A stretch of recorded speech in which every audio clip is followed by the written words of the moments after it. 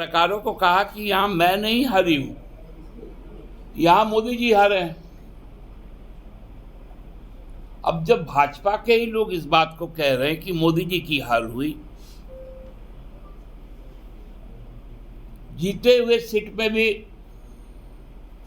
उनके विधायक सुरक्षित नहीं हैं, तो राजनीति किस रसातल में जा रहा है, इसी चिंता से आज हम लोग आपको अवगत करा रहे हैं।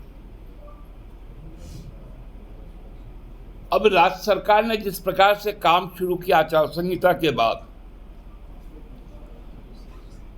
उनसे कैसे ध्यान भटकाया जाए, लोगों को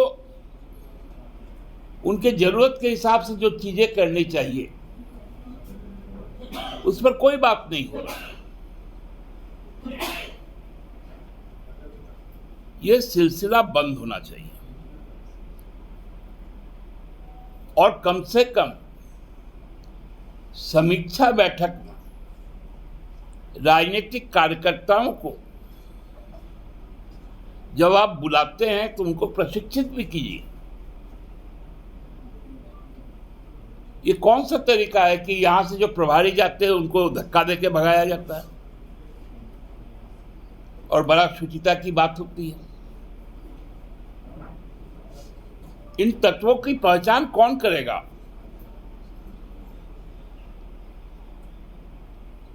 बिहार से आकर लगातार चौथी बार जीतते हैं निशिकांत जी, और झारखंड के मूलवासियों को पीटने का काम कर रहे हैं। भागलपुर से गुंडे भेजे जा रहे हैं, उत्तर प्रदेश से गुंडे मंगवाए जा रहे हैं। ये हम नहीं कह रहे हैं, ये उनके जो दलित विधायक हैं नारायण दास जी, उन्होंने कहा है।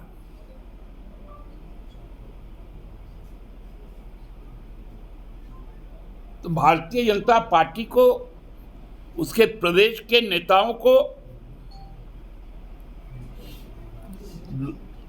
इस राज्य के जनता से माफी मांगनी चाहिए।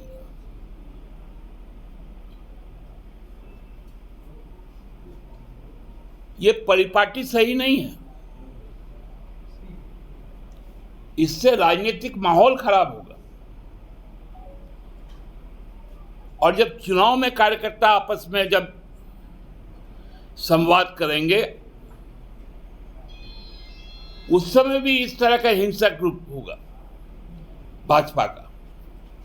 रक्षा मंत्री का भी एक पद मिला है और अब कहीं ज़्यादा उनका दायित्व भी बढ़ गया है कि राज्य में भाजपा नेता विधायकों का रक्षा का भी एक सवाल उठ गया।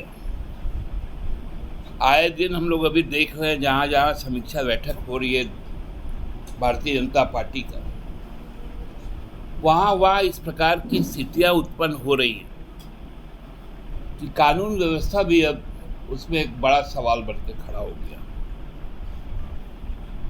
जो मीडिया में जो रिपोर्टें आई, चाहे वो दुमका का हो या देवघर का हो, ये बड़ा विभत्स रूप लिया है।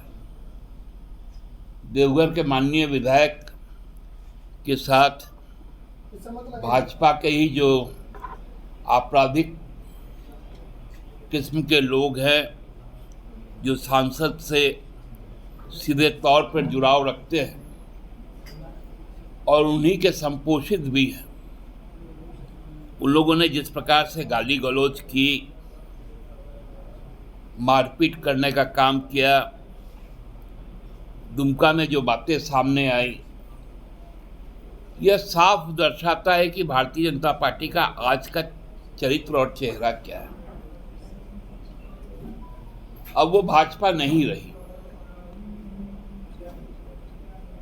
और इसका सीधा असर केंद्रीय नेतृत्व के निर्णय पर भी दिखा कि जिस प्रकार आसाम के मुख्यमंत्री और भाजपा के नेता को यहाँ चुनाव का सहप्रभारी बनाया गया, उनकी भी भाषा आप लोग देखें तो वो भाषा में केवल उन्माद ही नजर आता है।